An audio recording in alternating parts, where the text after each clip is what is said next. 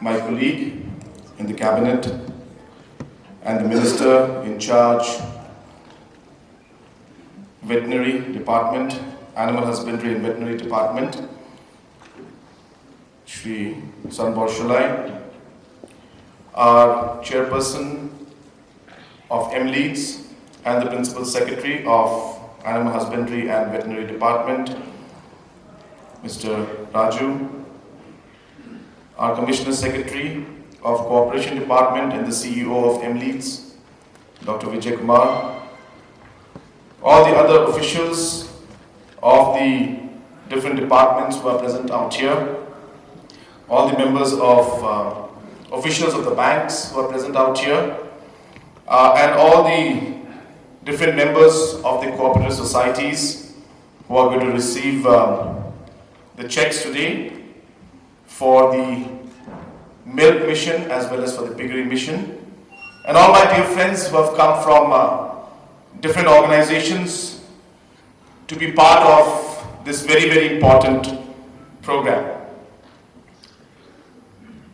About 10 years back, before I had come into electoral politics, I was a party functionary and I was leading the youth group in my party.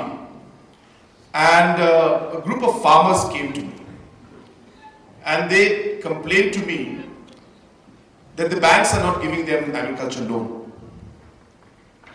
And they requested me to speak to the bank manager. So I spoke to the bank manager. I was rough also with him. I was very young that time and was very aggressive and said that you are not doing the right thing. I'll have to complain about this. And after a lot of work and persuasion, about 100 farmers, they received the loan amount. So the farmers then called me for a Thanksgiving program in that village. And they also called the bank manager in that program. So while giving the Thanksgiving speech, the main person out there who was responsible for coordinating with me said, "Thank you, sir. Because of your intervention, we have finally received the loan, the agriculture loan from the banks. At least for this Christmas, we'll be able to buy clothes and shoes for our children."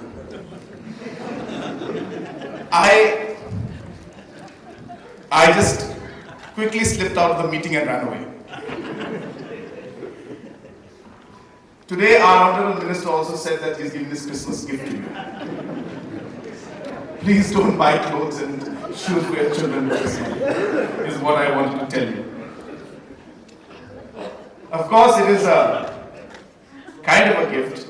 Yeah, from the point of view of helping your society achieve the goals that you want to achieve, provide the livelihood that you deserve, and grow and be able to take care of your family by the funds that have been provided through this interest-free loan, which has been given by NCDC, and of course the interest amount has been given by the government of Meghalaya.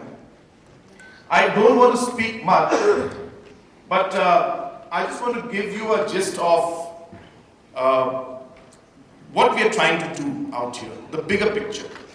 And the details have already been given to you by the respective officials and the Honorable Minister himself. But the idea really, if you look at the last 4 years, in 2017, I'm giving you approximate numbers, there's a plus minus figure to it. Approximately, government used to spend about 9,500 crores to 10,000 crores every year. That is a total expenditure by the government of Meghalaya. Today, after 4 years, we are close to touching 15,000 crores annually. That is a jump in expenditure of almost 33% in the expenditure of the government, and there are multiple reasons for it. In terms of the central schemes, just a small scheme, not small, but just one example, say PMGSY. that in the last 3 years, 4 years, we have been able to build 5 times the roads which were built in the last 10, 15 years. Which means 5 times more expenditure under PMGSY. More than thousands and thousands, almost touching 2,000 crores. NRGS alone, job card alone, where we were at 600, we are at 1,400, 1,500 today. So similarly, many other central schemes, their expenditure has gone up 5-fold, 10-fold in terms of what the government is doing. In terms of also financing, utilizing our finances better within the state government by ensuring we take maximum benefit out of centrally sponsored schemes as well as the loan amount that we are given, and managing our finances better so that we can take more additional funding in terms of loan also has helped us to increase our expenditure.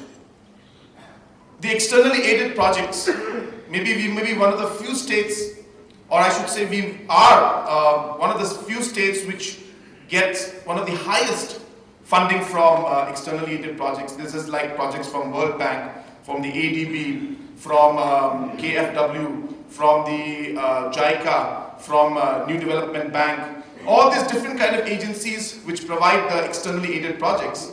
Meghalaya receives one of the highest amounts in the last 4 years compared to any other, especially Northeast states, and maybe one of the highest in the country also. And this is what has led to all of the developmental aspects that we have seen, and the expenditures have gone up. Now this has happened not just because we started taking more money. This has started happening because we are spending in a much better manner. Now, if you look at the implementation of PMGSY, there were a large number of schemes that were still pending from 2002, 2003, which had not been completed. We had more than 500, 600 schemes that were in the red and had just been left and no work was being done. We had to revive all of that. We had to push our engineers. We had to push the contractors. In some cases, we had to blacklist the contractors. So the point is that there was a huge focus towards delivery. There was a huge focus towards implementation. There was a huge focus towards increasing efficiency, improving governance. And that can only happen if you are able to make people accountable, if you're able to monitor well, and you're able to take action against those who are not doing and reward those who are doing things. And this is in a nutshell, I'm just trying to tell you how the last 4-5 years have gone. And because of this, we have seen a large shift in the overall spending of the government. And today, as I said, we have almost increased our spending in the last 5 years, 4 years, by more than 33%. And that's huge. And I expect that this will go further higher up in this coming financial year. So while we're doing this, we also realized that while the expenditure and the infrastructure is coming up, 2 very important verticals, I won't say sectors, I'll say verticals. 2 very important verticals is the social sector vertical. When I say social sector, it means health, education, social welfare, and other aspects. And the socio-economic sector, which is economically driven but socially inclined, which are areas like farming, food processing, veterinary, even tourism to that extent. I mean, having an economic activity, having social angle to it. These 2 verticals needed to be pushed to be able to take advantage of the overall spending of the government that's happening, to be able to trickle down to the farmers at the bottom, I mean to the public and the poorest of the poor at the grassroots level. Till we are not able to connect these 2 dots, there will be some gap in the actual outcome that we expect, which is to make a difference in the people's lives and bring up the livelihood level. So we may have good roads, but if our farmers are not able to take advantage of it, then half the purpose is defeated. So we may have good buildings, but in those good buildings, if you're not having the training programs to train our farmers, all the other activities, then again, we are not achieving the goals and utilizing the investments that we have. So how do we complete this picture is what we started thinking 3 years back. That while we're doing this infrastructure, we need to give very, very specific inputs and actions at these core sectors to be able to actually see an economic development taking place. And that is the whole story of what we're doing in a nutshell. And obviously there are many parts to it, many parts to it. But today, while we look at all of that, today which Mr. Raju had mentioned about the different mission mode programs, we realized that government of India is giving money. We are also giving money. The farmers are also, getting some part of the money.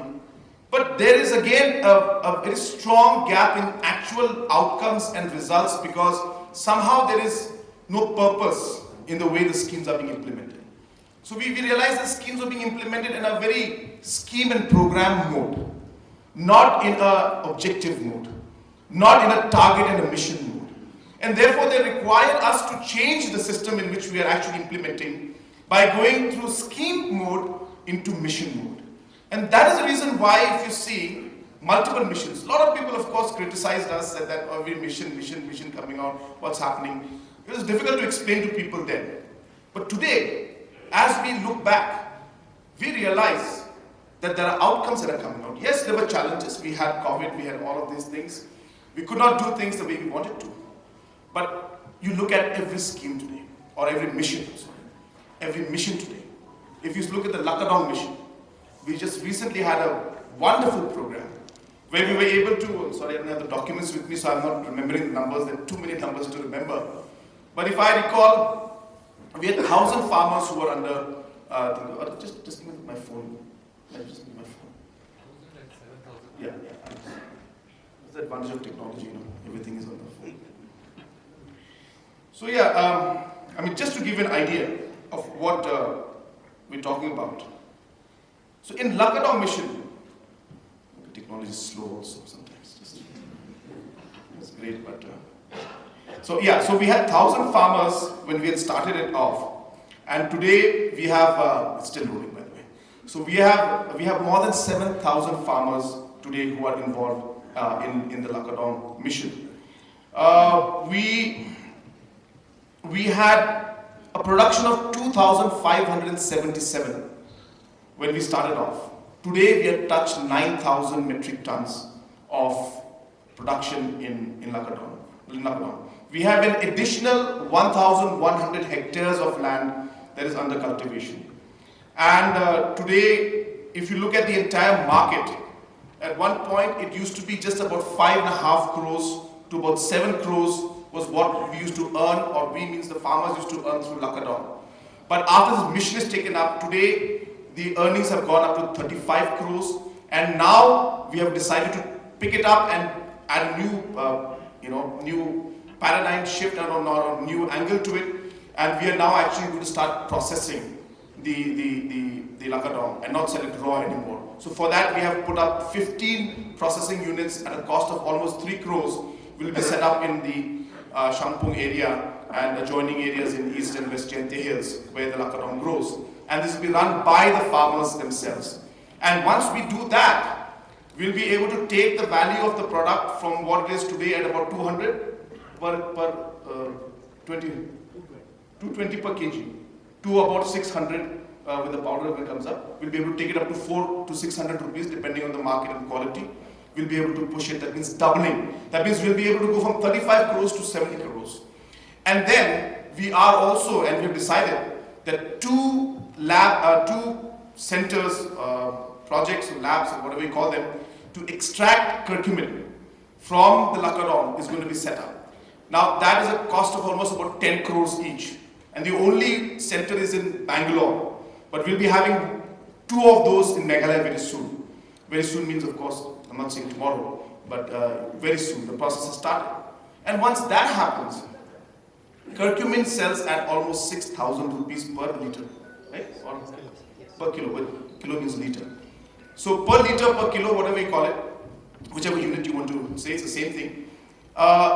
It'll sell at 6,000 rupees once we get the curcumin out. So what we're trying to tell you, or what I'm trying to tell you today, is exactly what Mr. Raju has been mentioning. That we need to look at not a scaling up of production. We need to see value addition as the way to move forward, and additional activities for the farmers through which they can increase their income. So a lot of people say we'll double the income means we'll double the production. That's one part. But is there a way to actually add value, increase the activities, have byproducts, and have different activities on those byproducts? That is really how one has to look at to achieve the goals in a much faster way. So similarly, many movements, like Mushroom Mission is doing excellent. So many farmers are today there. I don't have the numbers of Mushroom Mission with me right now, but we will be coming out with that very soon, maybe in about a month or two. We'll be having a very good program for the Mushroom Mission also to showcase the kind of work that's happening, the way we are doing it today. So on and so forth. So there's so many missions that are there, and that's why we've been really focusing on the farmers, the socio-economic sector. A lot of things like this will happen in tourism. Now, for example, we will be implementing externally aided projects worth 1,000 crores in the next 1 year only for tourism. And when we do that, it's not going to be government that's going to just say, put up this, no. Why do we put that up? How do we involve the community into the entire process of running it and partnering with the government and actually having ownership and creating livelihoods? That is a model that we are coming out for tourism also. It's in a very advanced stage. I will take another occasion, another time to talk about it. And therefore, this program today also is part of that. Our Honorable Minister gave you a very good number, very good information, that 18,000 metric tons of pork is consumed every year. Now, 18,000, out of that, 10,000 metric tons comes from outside. Today, the market rate of pork fluctuates, say I'll just take an average of 300, it could be plus minus per kg. That comes up to and 10,000 of that being imported means our people are spending 300 crores annually to buy pork. Whereas if our production of 8,000, which is total is 18,000, we produce 8 and we import 10, if we can actually increase that, this money will go to our people. And that's really what a simple objective is. So what I'm trying to say is, there is already a market. It's a ready-made market. We just need to be able to allow our people to be able to take advantage of this market. And I'm talking of Meghalaya alone. What if Meghalaya becomes a supplier for the whole of Northeast? And that's the kind of vision that we are working towards. So we are seeing the market of entire Northeast as being something. So we'll take it phase-wise, of course. We have a long way to go in terms of the vision that we have, but obviously it starts with important steps that we take. And today, Mr. Raju's presentation was excellent when he talked about the fact that we're talking of bringing in piglets. So we're going to spend 150 crores. Why can't we increase? And I totally agree with you, Mr. Raju. And right now I'm giving you a reply that we will do what you said for the breeding center. We will give the full support to ensure that it comes up well, because whatever investment we make it up. And the people will get the benefit of that in a very short time. So it's an excellent idea. And I keep telling to people that, best thing about at least me and our government is that we listen. And we also listen and we also act. So it's not that we always think that we are right. I keep telling people, we could be wrong in many ways. So please tell us if we are wrong and if we are doing the wrong thing, because we are ready to correct them. And we're ready to change also if it's necessary. We're ready to make amendments if necessary, because nobody is perfect. So therefore the suggestions that came in is amazing and great. And I can assure you that we will do that. And we take this forward. This is a very important mission for us. We want to ensure both the milk mission as well as the piggery mission. Both are very important to us. And the ready-made market is there. It's only connecting the two dots of the supply and demand and ensuring that we provide the infrastructure, provide the support to our farmers, create the livelihood, and be able to give the revenue back to the farmers. And as I said, if you look at the 300 crores we give out every year, we'll be spending only 209 crores in the piggery mission.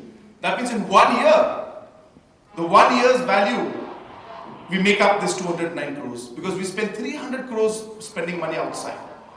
And if you look at 5 years, if we're able to touch this demand supply equilibrium, then we'll be able to earn in the next 5 years.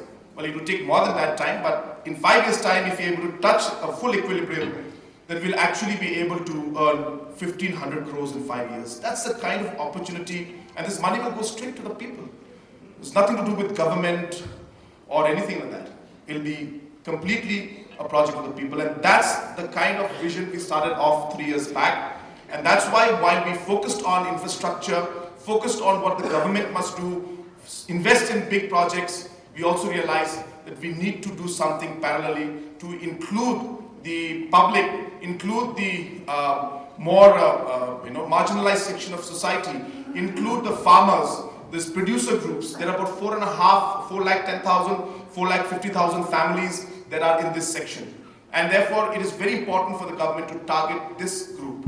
And that's the reason why programs like these, programs like the focus group, for the first time in the history of Meghalaya and I think in the entire Northeast, there is this largest farmer welfare program called Focus, where we're giving 5,000 rupees to every farmer family.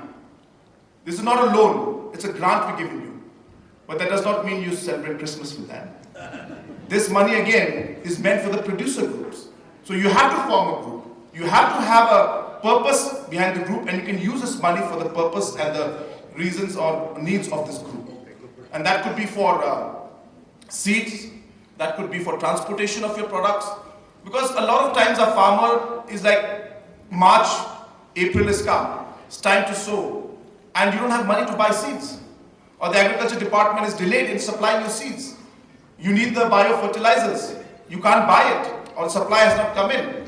Or you've got your product and you needed to get it to Guwahati. You don't have money to transport it. And therefore at that point in time, some trader will come from outside and buy it at a very cheap rate and you are forced to sell it. But what if this working capital is available in the producer group? You can use this to buy the seeds. You can use it to get the transportation of 10, 15, 20,000 rupees and take your produce to Guwahati, to Shillong, whichever location. So this kind of interventions, small interventions, but in a large scale, we are hoping will make a difference and will improve the overall livelihood level and the income of the public at the grassroots. So I can go on and on and on about this because I'm very passionate about this and I really want to see that things happen.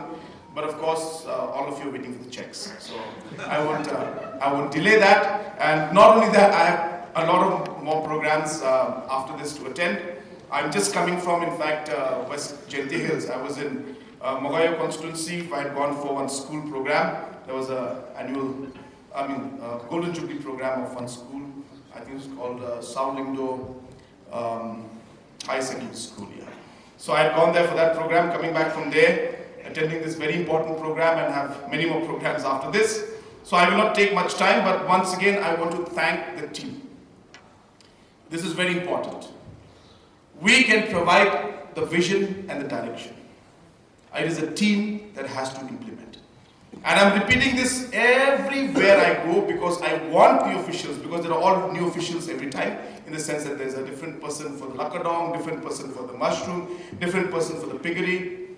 I want to tell the officials that your sense of involvement, your sense and feeling of a purpose inside you and a mission inside you is going to determine the success or failure of this program. Not Chief Minister giving speech out here. I can do my part, but till you don't go down to the grassroots, till you don't go down and meet the people and make the push, nothing is going to happen. So all depends on you. I urge you, the officials who are in charge of these projects and these programs, to take this as a mission. And your satisfaction will be to see the smiles on the faces of the farmers when they receive the money or when they're able to successfully run their business. That is a satisfaction for you and for me.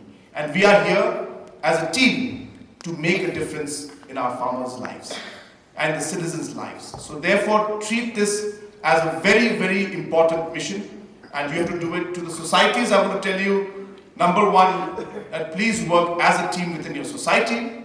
Number two, please use the money that has been given in the best possible manner, and there will be challenges and difficulties you will face at the grassroots level, but then that's the nature of any kind of activity.